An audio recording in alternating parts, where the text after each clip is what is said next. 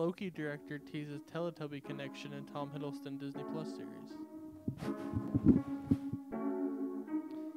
Tinky Winky dips.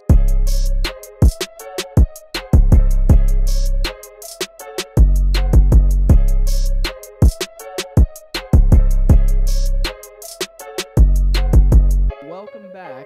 Shout out good audio if the mics are back up and running again. We'll see. About a month and a half of audio problems. Yeah, you know, We'll get there. We'll get there. A little news segment before we dive into fun talk. Did you see Secret Invasion got its two directors? I did not. It is Thomas Bezucha. Probably butchered that. I apologize, Thomas. And Ali Salim, which are two directors who are known for drama directing as opposed to action based. Interesting. Which is a very interesting. Like that's just a where I no idea where this show is gonna go. Yeah. I'm very excited for it. This is one of the ones where I think in the same vein as like Spider-Man, No Way Home, and Doctor Strange, it is going to kind of shape where we're going in the future. Interesting. So yeah, that's just a fun little tidbit. And then there was a new picture of Catwoman released. I did see that. That one? Yeah. People are complaining about it, but it's like she's gonna get a normal costume. Like, yeah, and it's also she is not in the same lane that Bruce Wayne is, where she has she's a little petty thief. And Shazam 2 started filming finally. Very cool. Which is very exciting. So the kids are like only 25, not 30. Yeah, I kind of hope that we see some way that at the end of this movie that like maybe solidifies them as the Shazam family, and so because like the kids are growing up way too quick, like it's gonna start getting weird unless they just do time jumps with it. I think they'll probably just do time jumps because it's safe. I mean, it's been 3 years since the last movie, so it's safe to even do like a 5-year time jump within the movie, especially because it'll be probably 4 years by the time that comes out. So you could say couple of them are graduated. Yeah, and then the two older ones are graduated, and the rest are in high school. Yeah, like Billy and the other brother are like juniors or seniors or something. Which is more relatable. Like, there's probably a bigger audience that watch it that are in high school, so that would make sense as well. When it's way more likely for a middle schooler to relate to a high schooler than a high schooler to relate to a middle schooler. So it do be like that. One last piece of news. Oh, boy. Did you see Emily Blunt's interview? No. She said she has no interest in doing anything superhero related at all, and neither her nor John have been contacted about the Fantastic Four. Interesting. Which could be, I believe her completely, because she said multiple times, because she was supposed to be Black Widow. She's also like an actor. And not saying that she's better than any of the people in the MCU, but she just takes herself more seriously than she could. Again, nothing against anybody. No, that just seems to be her career choice. But she was supposed to be Black Widow. But then she had scheduling conflicts with Gulliver's Travels. And she had already signed the contract for Gulliver's Travels. And she said that she was really upset that she didn't get Black Widow. Like, that was like something that she had. But at this point, she said she has no want to do that. She could easily be lying about John Krasinski, though. Like, she could be lying about all of it or none of it. Like, I see that being very 50-50 of, like, throwing the scent off. Because John Krasinski has made some slight comments about Mr. Fantastic, right? Like, like years ago. Like he said multiple times that he was willing to. Because he's also in a similar boat where he lost Captain America. Right. Yeah, what a world we'd be in if John Krasinski was our Captain America. If you just think about the casting, and people have been like, oh, the castings that almost happened will be in Doctor Strange as alternate universes, which I don't think is going to happen. But we would get Tom Cruise as Iron Man. That'd be crazy if they could do that. Glenn Howerton as Star-Lord. That would be crazy. And then John Krasinski as Captain America, Emily Blunt as Black Widow, Joaquin Phoenix as Doctor Strange. Like they're all big names. That's too expensive, I think, for sure. to happen, and too niche of a joke to be worth it in a 2-hour movie. Yep. That being said, I would love it. Like I'm all for it. The one of those that I could see happening more than the others is Joaquin Phoenix. Really? Strange, because I feel like because it's a Doctor Strange movie. It's it a Doctor Strange movie, sense. and I feel like that's a known casting that was gonna happen. I think that's the most known casting out of all of those. Yeah. And maybe Tom Cruise. Dude, it would be so cool if they got Tom Cruise as Iron Man. It would be cool if it was literally just the scene from Infinity War where Iron Man and Doctor Strange meet, but with Joaquin and Tom Cruise. And you just have Benedict Cumberbatch watching. No, and it's Ed Norton as Hulk. Yo. And Wong is just still the same guy. Yes, just still Wong, yeah. That'd be... Yeah, that's something right there. Yeah, I'd be okay even if they did it like kind of cheap, where it was like that scene at the end of season 1 of Flash where he's like seeing the alternate universes and it's just like kind of vague, like CGI, like Photoshops type thing. I'd be okay with something like that are like super niche Easter eggs, like the Howard the Duck and Endgame. Yeah, I mean, we don't want... Like, I don't want Joaquin Phoenix, Doctor Strange to be part of the movie at all. Yeah, like as cool as that 5-minute scene could be, like... What is it at? Yeah. I don't know. I'd be down just for that movie to be bad just because they were too fan servicey. Like, that'd be fun. Yeah. Like, it's just like a super cut of just random ideas that didn't... Yeah. And it's just literally Doctor Strange being like, I gotta find Wanda. And so he's walking through the multiverse and just keeps ending up in these random places. It's just the Timmy Turner TV Power Hour or whatever. Timmy Power Hour? No. The channel flippers or surfers. I know what you're talking about. Yeah. That was stellar episode. That was epic. That was a pog. That would be actually really cool if that's pretty much what WandaVision was, actually. But it would have been cooler if there was more of that aspect to it, where it was like...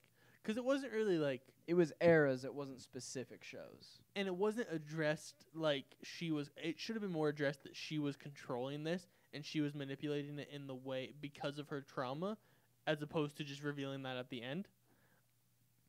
Like, it just felt like... Yeah. They were trying to leave more questions, but I feel like if they were like, no... She's messed up and using this as a way to cope, it would have been better from the start. Yeah. And you could have actually properly explored that trauma. I need to look up what that episode of Fairly Odd Parents is called now. I think it might be Channel Surfers. That's Fairly Odd Parents. Timmy was an average kid that no one understood. Channel Chasers. Channel Chasers. Okay. Yeah, there's the grown-up Timmy who's a ninja. Yeah. That's a good one, too, because it's his dad reading him, like, the Mission Impossible, this message will self-destruct after you read it. That's a good one. Okay, so you want to dive into our topic at hand that we momentarily pitched? Sure, yeah. So... Segue. We haven't talked about the Batman very much recently, and I think it's safe to say that it's probably the movie we're both most hyped for. In 2021 and or 2. Yeah, just whenever in the foreseeable future. Yeah, in the lineup of coming soon of movies that have release dates. Yeah. Even though I think it does have a release date, but it's... I'm hoping it gets pushed forward now. Yeah, same. Because it's done. Like it's in post production, so it's like... I mean, it's wrapped. Because the reason that they pushed back was because they needed more production time. But you never know. I don't know. Even though Batman's not shooting giant lasers at the sky, like there's still going to be a lot of for sure. work. I mean, that cape. The cape alone, and just general music and editing, the classic stuff for sure do be taking long. But we're going to talk about the possible sequel. What villains would you like to see, and who would you cast as said villains? Well, I think it's one dependent on how this movie ends. Yeah. Let's assume that most, if not all, villains, aside from Catwoman, if she is portrayed as a villain, which I don't think she really will be, are either dead or in jail. So locked up, sent to Arkham or something. Let's say Riddler sent to Arkham. Catwoman is becoming actually Catwoman and not just the petty thief, and Falcone dies. Sure. Falcone and Penguin takes over. Yeah. Falcone. Okay. Yeah. I like that. Because Like, that feels like that's a a base Batman assumption. story. Yeah. There's some sort of status quo met at the end. Yeah. So I would really love if we did some niche, never seen before in live action characters. I know there's rumors of Firefly in this one. Yeah. So I'll put a pause on that because I would like to see that, but maybe we already are going to see that. I think I really like Killer Croc, but he's like the size of the Hulk. So like a real Killer Croc. Yeah, like not skin conditioned football player. Not Killer Croc who requests BET at the end of Suicide Squad. Dude, that movie. I do like Killer Croc. Who do you have voice Killer Croc? Because obviously we're voice / potentially mocap. Yeah. That's a good question. I think it would be. I'm gonna put a pause on that because I can't really think. Yeah, neither can I. I do really want to see Clayface, which is really hard to do in live action because I mean, depending on where you how extreme his powers are, because that's a lot of CG putty. It should be Basil as opposed to the other ones because there's the other one who like wears like a dome on his head so he can keep human form. Yeah, we don't want that. Nah. No, I do like Clayface. I would like to see the guy from NCIS as Clayface. Oh, Criminal Minds is what there I'm it thinking of. Okay, maybe cut some of that. Oh, for sure. Shamar Moore. Okay, interesting. He's like one of the couple actors in that show that feels like more than just an actor on that show. Yeah, I mean, I think he's in SWAT now too, which is just another procedural cop one show. of those shows, yeah. Because, I mean, I like the version of Clayface who's friends with Bruce before. The version Clayface being an anti-hero is actually like super intriguing. So I like the kind of Oh, he voiced Cyborg in Apocalypse War. Oh, cool. So he's already got an in. Someone's got his phone number at DC. I think I would go in opposite direction of that though, and it's still like the whole friends with Bruce, but I think we need a British guy because he is before Clayface becomes Clayface. He's that classical theater actor. Oh, and so maybe like I don't want to say McAvoy, but like something along those lines. If it's a classically trained actor. Yeah, just somebody who Hugh Jackman even. Oh, that'd be fun. I don't know. I prefer the run of Clayface from the hit show The Batman. Ah, yes. Which is the title of this movie.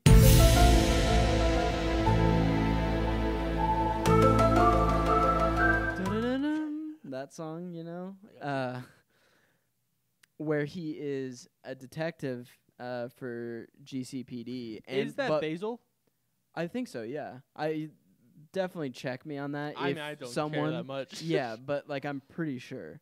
One, there's two Clayfaces in that version, and when they stop the first Clayface, who I think is the classically trained actor version, he something happens to give him the powers, like some accident. Which would be a fun thing to explore. Just the whole like, this can happen to multiple people. Yeah. And it's interesting too because at first, I forget if they make him like kind of go bloodlusty crazy for a little bit and then he gets locked up, but because there's like a 4-episode arc for it, and then he comes back in a later season where Bruce breaks him out of jail to like help him. Yeah, and he becomes like kind of like that anti-hero like Private Eye type thing. In the current run, I mean not really current, in the Rebirth run of Detective Comics. Batman Detective Comics, which is so dumb that there's Batman and Batman Detective Comics, but Batman and Kate Kane are putting together a team, and they go to a sort of Suicide Squad. Yeah, basically, it's led by Batwoman. Tim Drake is on it. He's like the right hand. Stephanie Brown, Orphan, who is Cassandra Cain, which Kane spelled different than Kate Kane, which is right. There's dumb. There's one with a C and one with a K. Yeah, and then Clayface breaks out of Arkham, and they find him in a movie theater watching his old movies, and he's like, I just want to be human again, guys. And then they're like, okay, come help us. And so he's like the final member. Yeah. He's the glue that holds them together. Basically, like they all, and then Tim Drake makes a danger room out of a sample of Clayface's clay. Which is, yeah, I mean. Yeah. No, I think Clayface would be fun to explore. I want people that haven't. I think that's a good point. Characters that haven't been explored. I don't think we need Joker until 3, maybe even 4. The problem is this franchise has the potential of being MCU length. Like they could do this for because Batman is like. I want it to just be Batman so bad. Well, yeah. I just mean in the sense of length, not I got you. Because like Spider-Man and Batman are the two characters that can have their own universe by themselves forever. Yeah. Because they have enough villains, enough friends, and it's cool if they cross over, but they don't have to. Yep. Which is why I think in the issue, for example, the Amazing Spider-Man series, Sony was in such a rush to make their own. This is going to be a complete trilogy. We're going to have the Sinister Six by movie 3. Which, in theory, kind of cool, sure. Bit of a rush. Yeah, for sure. It's the same as watching the Suicide Squad movie, where it's like, it would be great if all of these villains were established prior. Or Justice League. Yeah, Justice League.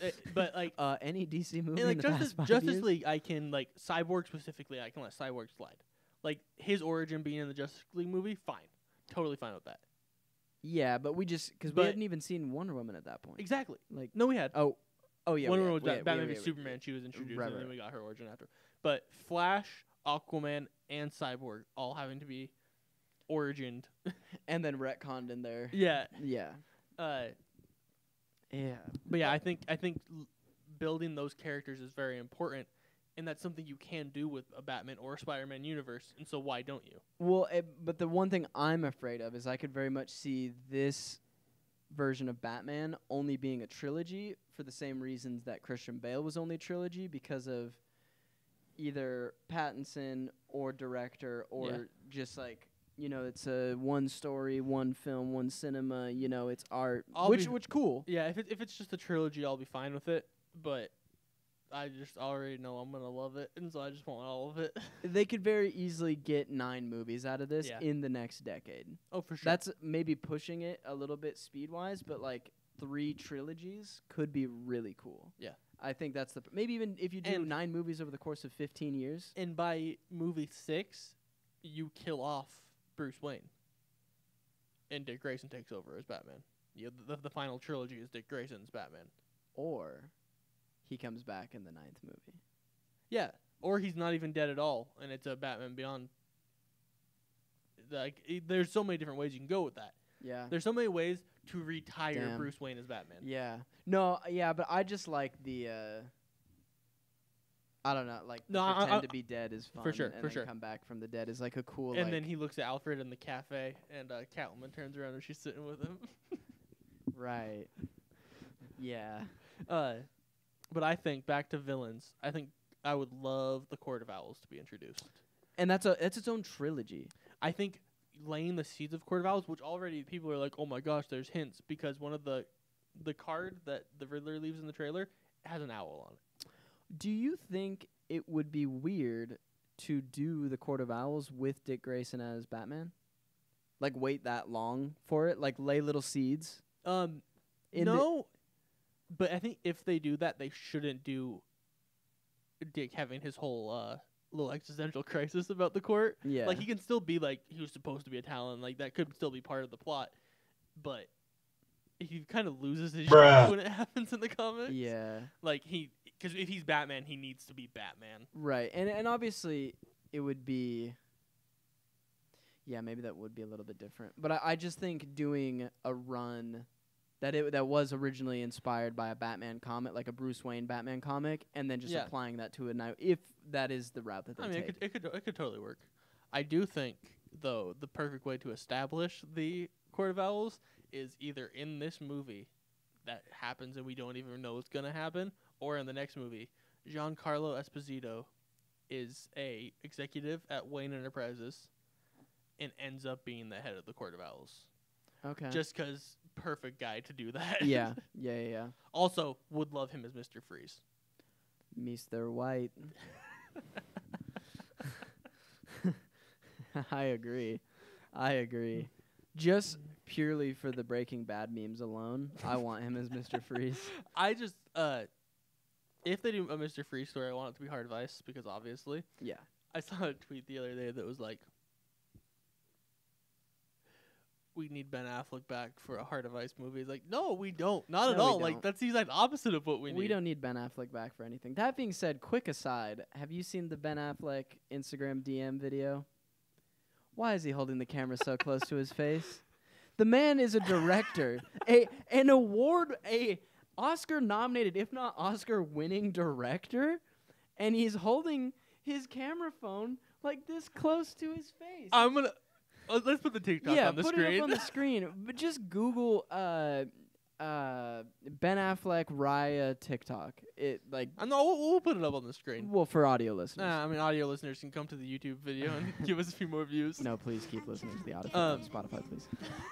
Naveen, why did you unmatch me? So it's me. I mean, it's the most that guy. Like, how old is he? Like 45? Yeah. Like, sure, it makes sense. But at the same time, he is Hollywood's most divorceable man.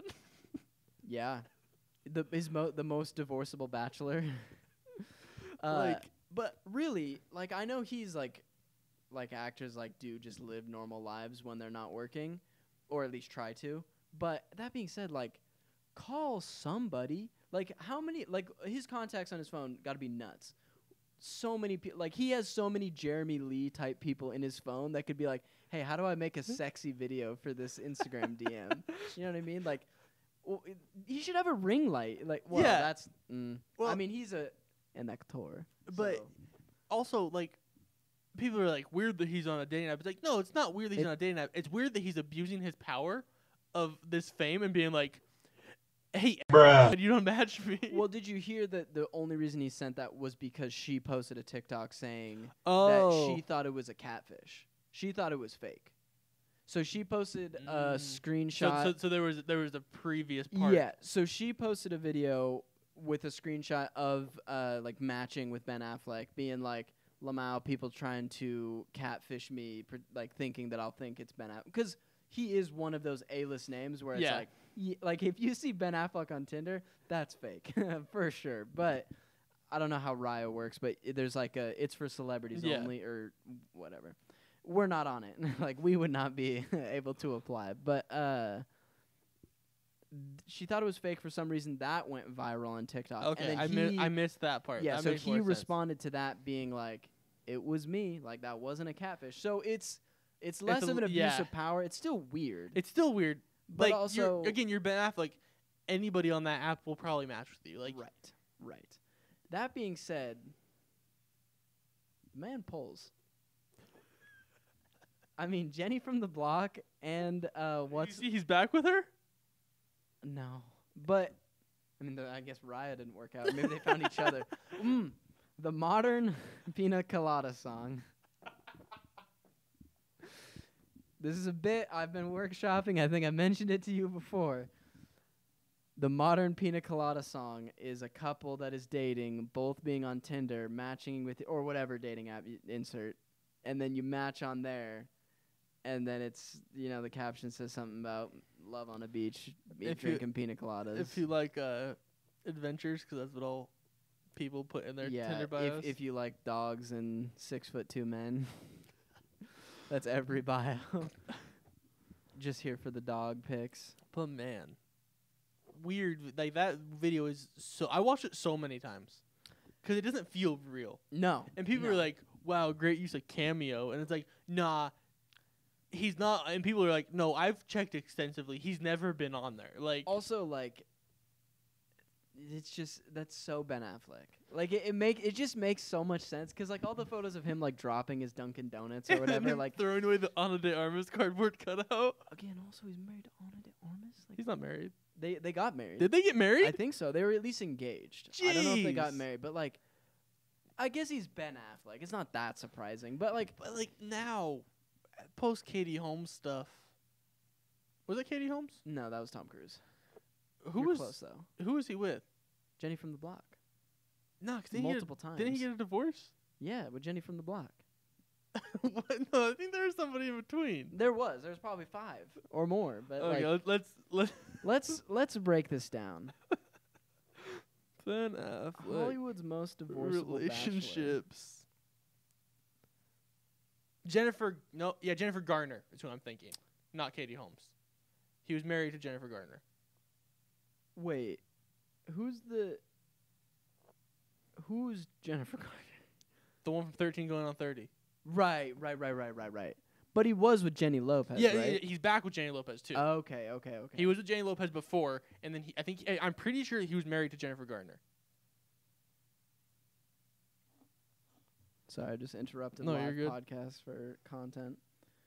Because him and Ana de Armas were together. Here we go. Thank you, E-Online. We got a relationship timeline. Thank God.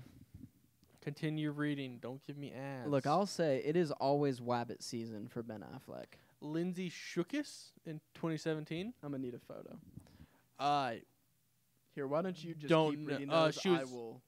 I don't know who she was. I'll do photos. But Lindsay Shookus. Yeah, he was married to Okay, I'm not crazy. Okay. He was married to Jennifer Garner from 2005 to 2015. Okay. So that was Lindsay Shookus. I do not recognize. Yeah, neither but do she I. is a pretty blonde at a Hollywood event. Looks like she is holding an Emmy. Enza Sambataro, who is a Boston socialite. Enza Sambaro. Nope, not it. I mean, we're just gonna see. J-Lo was 2002 to 2004. Gwyneth Paltrow 97 to 2000. Sheesh. That tracks though. That was both of their high points, I think, for their careers.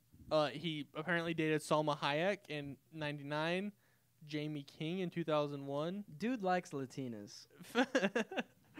Famke Janssen, good old Jean Grey in 2002. Oh, interesting. None of those relationships were ever confirmed, but they were seen out together, which in Hollywood means something. They were hitting. There's for sure. Yeah, so clapped. So you're not wrong. Man pulls. Yeah, big time. And like again, I think we have a different view of Ben Affleck. One being so much younger. Like we weren't alive or really cognizant when he was at his peak. When he was the Hollywood stud. Right. And that being said, I think he is very conventionally attractive, but not in the way that, in a very 90s way. Yeah, that's 100%. not really a thing anymore. And again, when 20 years ago, when he was actually in shape and stuff. Right.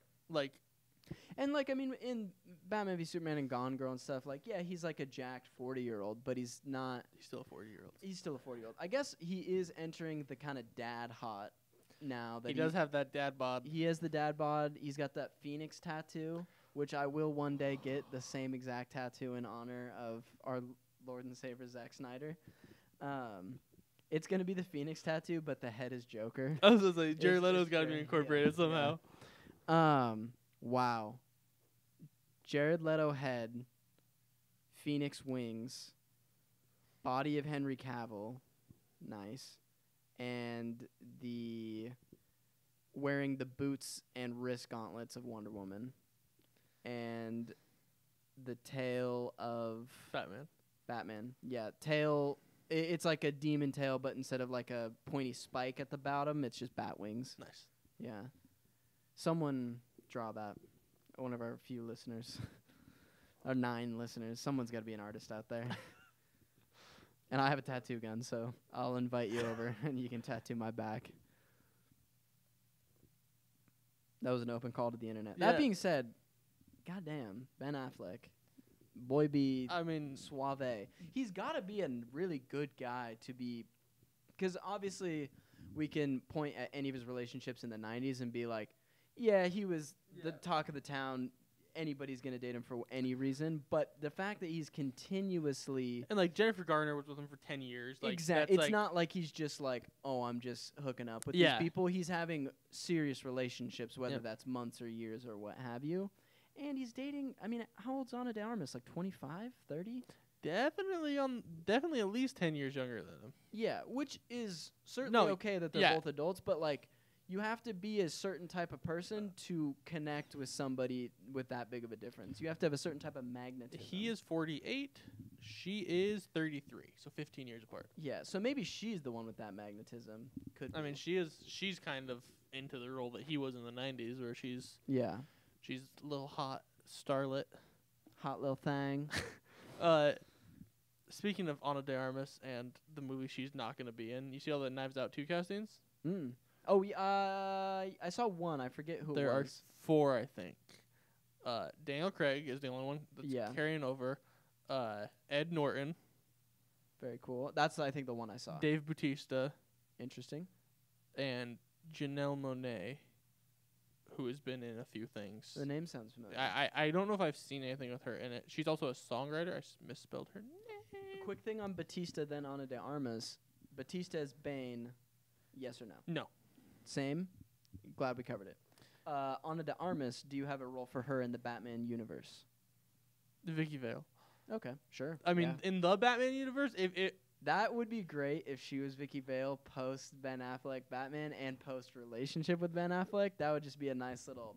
Yeah, I just don't... The big thing was her as Catwoman to Ben Affleck's, and it's like, nah, I'm not on board with her as... Also just dangerous casting couples together, especially Ben Affleck relationship couples. But also you get that Mr. and Mrs. Smith, and it's... Oh, and Catherine Hahn was also cast. Oh. Intriguing. So, and it's weird that it's Netflix. Very...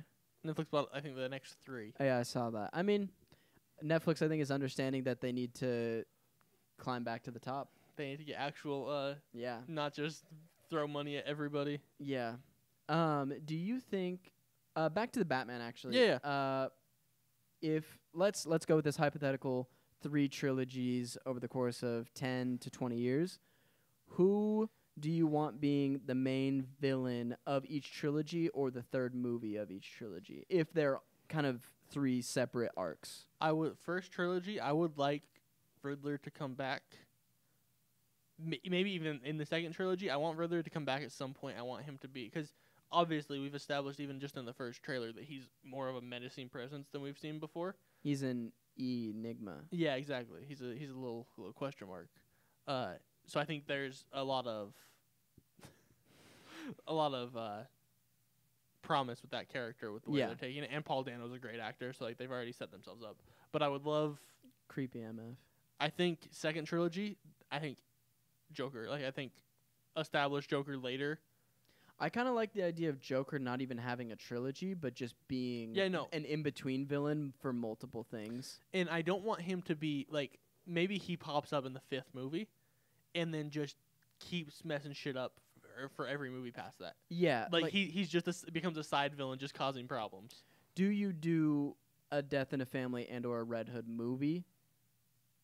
Or do we ignore that for the sake of there's too many things to cover in such a short time? I think we focus on Dick Grayson, and if we're going to go long enough, then we do Death in the Family. But I think Dick Grayson is more important to establish over a longer period of time, so we can see him we can actually see the proper Robin to Nightwing transition. Yeah. That being said, I do like the idea of the introduction of, I mean, man, it would just be so cool to be able to get a Bruce Wayne for however many movies, but also have time to establish each of the Robins, if not just the first 3. Least all the first 3. Yeah, I mean, I kind of like Damian just like as like a world building thing. He's fun, but he takes a lot of groundwork to be laid. Right, and it takes a lot of time because it's got to be so many years after. Because you have to have Talia as a character, which and probably and enough time for him to be 9 or 12 at or least however 10 years probably. Yeah. So and also dealing with kid actors sucks, so that'd be hard to do. Which I mean, we're gonna have to deal with kid actors anyways, just because the Robins, but they can be 15, 16 as opposed to played by 20-year-olds. Yeah, as opposed to 10 years old. Yeah, I do think if we have enough time, we do in the first trilogy Dick Grayson as Robin. Start a second trilogy, he becomes Nightwing. We have a Nightwing spinoff movie. Second movie in the second trilogy, so 5th movie overall. Jason Todd's introduced. Jason Todd is killed at the end of this second trilogy, which could be Joker's big thing. Yeah, we have that, and then either start of third trilogy or second movie in third trilogy. We have Red Hood, first movie in third trilogy we have Tim Drake. Second movie we have Under the Red Hood. Interesting. It would also be cool with that Nightwing spinoff, whether it's the first Nightwing spinoff or the sequel. The movie ends with him getting a call, whether it's post-credit or just the end of the movie, him getting a call from Bruce or Alfred being like, be crazy if it's like Bruce like breaking down, like crying about Jason, like being like the and we don't even see him, we just hear the brokenness in his voice. Yeah. Cray. And there is sometimes when they do Jason, it's not. I don't think it's in the original, but Jason comes back after Tim has become Robin, and it makes him more angry. Not because not only did he not kill the Joker, he also replaced him. Yeah, and so I think that's perfect. I think that makes all of his rage justified. Yeah. I think we did it. Warner Brothers. Yep. Feel free to hit us up. And I slide don't. in the DMs. I'm not gonna fan cast anybody as the Robins because I would like children. It's got to be unknowns. I would love unknowns because. And even if they're not unknown, they can't. They're just not old enough that we should know their names. You know, like the only person I can think of that's like young enough to be cast in that properly is Jacob Tremblay. I don't know who he looks like. I've heard his name. He's the kid from Room with Brie Larson. The one where they get kidnapped and did you watch Good Boys? Mm-mm. He's in that. Yeah, he's the main kid in that. Okay, I haven't. I've seen the trailer, but like. That he's like the only young kid I can think of that's like, okay, you're actually young enough to where if you were cast now, you would still be young enough to be Robin. It is just dangerous, though. We're not casting Timothée Chalamet. He will not be Nightwing. Dude, why not? He has high cheekbones or whatever. I remember when Brenton Thwaites was cast, and people immediately went and was like, does he have any shots in movies? And started just posting pictures of his ass, being like, he's going to be a good Dick Grayson. He's got a nice butt. Well, yeah, I think it just shows the brain power of the average fan. Just being like, looks like this, must be this. Yeah, it's... Well... That says a lot about society, and I think that's a perfect note to end on. Society! Say peacock.